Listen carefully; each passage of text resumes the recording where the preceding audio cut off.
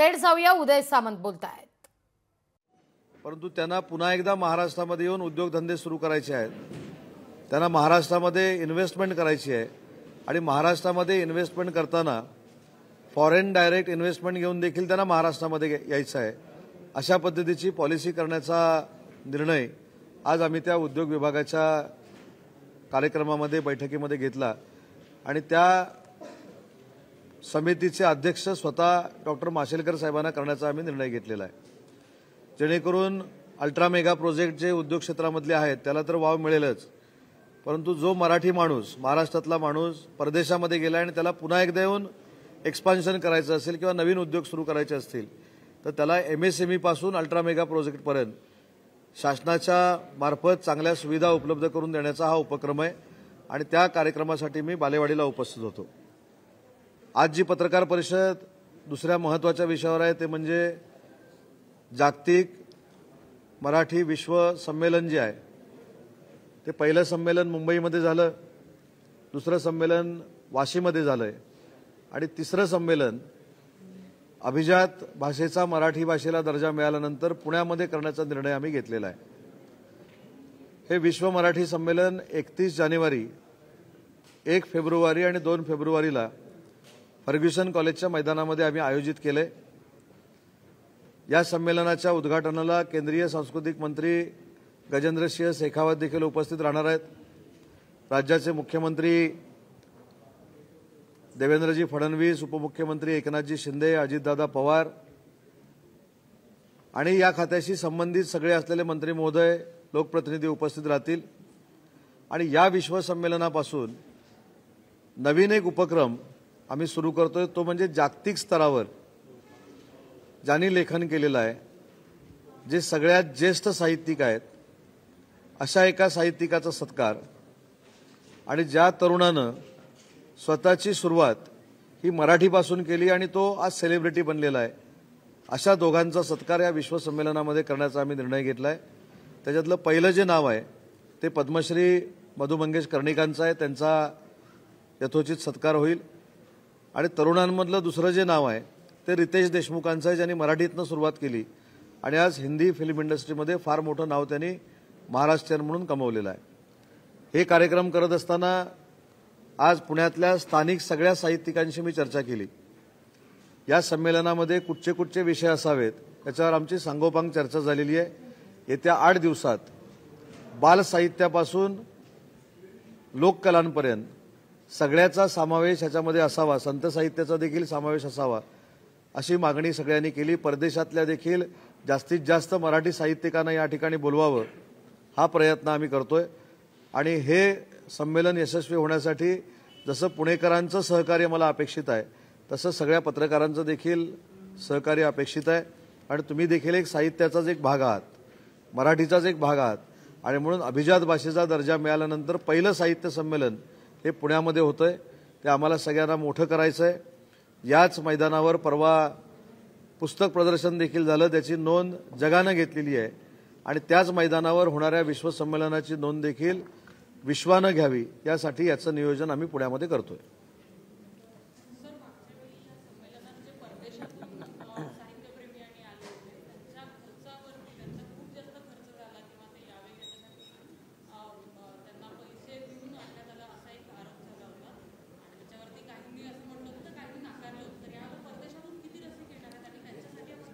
नाही, एक पहिली गोष्ट अशी आहे की परदेशातला जो साहित्यिक आहे तो आपलाच महाराष्ट्रातलाच आहे, त्याला पैसे देऊन आणला म्हणजे त्याची अवहेलना केल्यासारखं होईल हा शब्दप्रयोग जर केला तर। त्यांना येण्या जाण्याचं तिकीट दिलेलं होतं कारण ते या महाराष्ट्रातल्या विश्व संमेलनासाठी येत आहेत। यावेळी आम्ही एक असा निर्णय घेतलाय की जे काही अनेक साहित्यिक, मराठीवर प्रेम करणारी लोक ही काळाच्या प्रवाहामुळं आज आपल्या समोर आलेली नाहीत, तर अशा साहित्यिकांना, अशा मराठी भाषा सांभाळणाऱ्या लोकांना देखील शोधून काढून पुन्हा एकदा महाराष्ट्रासमोर आणणं ही जबाबदारी या विश्व संमेलनातनं आम्ही स्वीकारलेली आहे। एआय सारखा आधुनिक प्रकार आलेला असताना त्याच्यामध्ये मराठी भाषा कशी मोल्ड होऊ शकते किंवा एआय मराठी भाषेमध्ये कसं मोल्ड होऊ शकतं, चांगली ॲप परदेशातल्या लोकांना मराठी शिकवण्यासाठी कशा पद्धतीनं कार्यरत आम्ही ठेवू शकतो, युवा पिढी हा आमचा या संमेलनातला फोकस आहे। पुढच्या पिढीला मराठीचं महत्त्व कळलं पाहिजे, मराठी भाषा जतन झाली पाहिजे, तिचं संवर्धन झालं पाहिजे, यासाठीचा प्रयत्न या विश्वसंमेलनातून होणार आहे. हा कार्यक्रम मी तुम्हाला टेंटेटिव्ह सांगतो. उद्घाटनाचा कार्यक्रमाच्या अगोदर शोभायात्रा बालगंधर्वपासून फर्ग्युसन कॉलेजपर्यंत असेल. याच्यामध्ये विद्यार्थी सर्व पुणेकर सहभागी झालेले असतील. उद्घाटनाच्या कार्यक्रमानंतर मराठी भाषेला अभिजात भाषेचा दर्जा मिळण्यासाठी ज्या समित्या झाल्या, त्याच्यामध्ये रंगनाथ पठारे समिती आहे, ज्ञानेश्वर मुळे समिती आहे, त्याच्यानंतर सदानंद मोरे साहेबांची समिती आहे, लक्ष्मीकांत देशमुख साहेबांची समिती आहे. यांच्याबरोबर एक चर्चासत्र ठेवलेलं आहे की मराठी भाषेला अभिजात भाषेचा दर्जा मिळाला म्हणजे नक्की काय झालंय आणि त्याच्यातनं मराठी भाषेला बेनिफिट्स काय मिळणार आहेत, असा परिसंवाद असेल. त्याच्यानंतर आपण कवी संमेलनं अनेक वेळा बघतो, पण या मराठी विश्वसंमेलनातलं जे कवी संमेलन आहे हे जुन्यांचा आणि नव्यांचा मिलाप असं कवी संमेलन आहे आणि त्याला आपण नाव दिलेलं आहे की नव्या जुन्यांचं कवी संमेलन. अजून त्याच्यामध्ये अनेक कार्यक्रम ॲड करायचे आहेत. स्त्री साहित्यावर परिसंवाद आहे, चित्रपट आणि नाटक याच्यातली मराठी भाषा याच्यावर परिसंवाद आहे, काही कार्यशाळा आहेत आणि म्हणून ऑडिटोरियम देखील आम्ही घेतलंय. 3 दिवस ऑडिटोरियममध्ये देखील कार्यक्रम सुरू राहील आणि मुख्य जो मंडप आहे तिथं देखील हा कार्यक्रम सुरू राहील. विद्यापीठाला आम्ही बरोबर घेतलेला आहे, सगळ्या साहित्यिकांना बरोबर घेतलेला आहे, शालेय शिक्षणच्या सगळ्या मुलांना बरोबर घेतलेला आहे. अशा सगळ्यांसाठीचं हे विश्वसंमेलन आहे. उद्घाटक मी सांगितलं ना, मुख्यमंत्री असणार आहेत, शेखावत साहेब असणार आहेत आणि स्वागताध्यक्ष आपण सगळेच पुणेकर. नाही, आता समारोपाची यादी तयार व्हायची आहे, परंतु त्या व्यासपीठावर साहित्यिकांचा देखील मान सन्मान होईल, असं व्यासपीठावर साहित्यिकांना देखील बसण्याची व्यवस्था आणि मान सन्मानाची व्यवस्था केलेली आहे.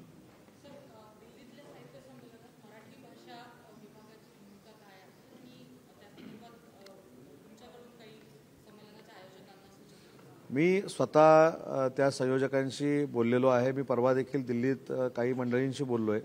सगळ्यात महत्त्वाची बाब अशी आहे की मराठी भाषेची इन्व्हॉल्वमेंट अशी आहे की माझ्या खात्याअंतर्गत साहित्य मंडळ जे कार्यान्वित आहेत त्याच्याकडनंच 2 कोटी रुपये मराठी साहित्य संमेलनाला दिले जातात. त्याच्यामुळे 2 कोटी रुपये दिले म्हणजे आमची जबाबदारी संपली नाही, पण त्या नियोजनामध्ये देखील मराठी भाषा असेल.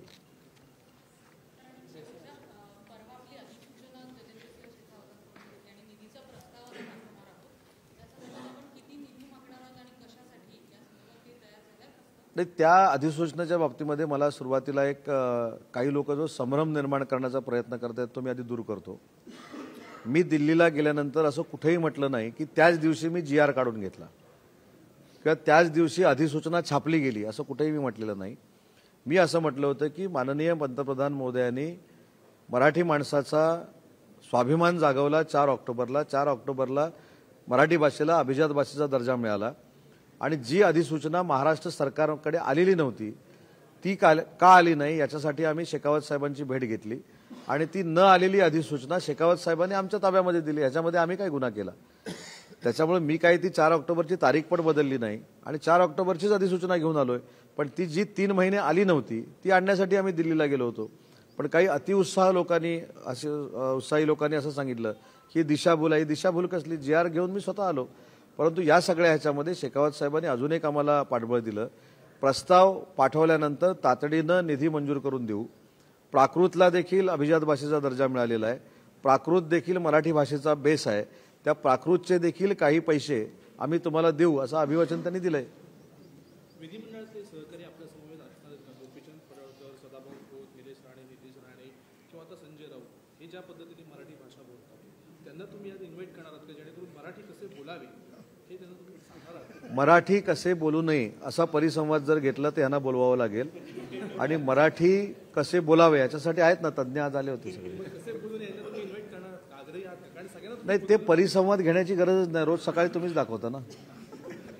सकाळी तुम्ही बाणेरमध्ये जो कार्यक्रम घेतला उद्योजकांसंदर्भात, आपण पाहतोय की महाराष्ट्रात उद्योजक यावेत अशी तुमची धारणा आहे, परंतु उद्योग कंपन्या येत असताना काय परिस्थिती निर्माण होते, खंडणीचे प्रकरण असतील किंवा अन्य, तर मग जे आपण FDIच्या मार्फत जी गुंतवणूक आणणार किंवा जे उद्योजक आणणार आहोत त्यांच्यासाठी आपण काय पॉलिसी तयार करणार आहोत का, की जेणेकरून त्यांना महाराष्ट्रात येताना त्रास होणार नाही? आपल्याकडे पॉलिसी तयार करायची काही आवश्यकताच नाही. पॉलिसी ऑलरेडी तयार आहे. ज्या उद्योजकांकडे खंडणी मागितली जाते त्या उद्योजकांनी तातडीनं पोलिसांचा आधार घ्यावा, FIR दाखल करावं, खंडणी मागणाऱ्यावर कडक कारवाई केली जाईल, ही आमची भूमिकाच आहे. परंतु यासाठी उद्योजकांना देखील पुढे आलं पाहिजे. मी हे देखील सांगितलेलं आहे की माथाडी चळवळ जी आहे ही फार मोठी चांगली चळवळ आहे. माथाडी कामगारांना न्याय देण्यासाठी केलेली ही चळवळ आहे. पण माथाडी चळवळीच्या मागणं जे काही खंडणी मागण्याचे प्रकार होतात हे निपटून काढलेच पाहिजेत आणि त्या सूचना आम्ही पोलिसांना दिलेल्या आहेत. सावित्रीबाई फुले पुणे विद्यापीठामध्ये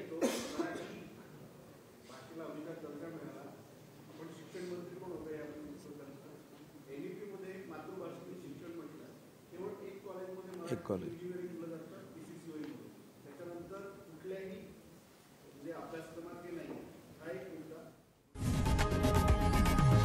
लोकशाही मराठी ऐका, पहा, जागरूक रहा.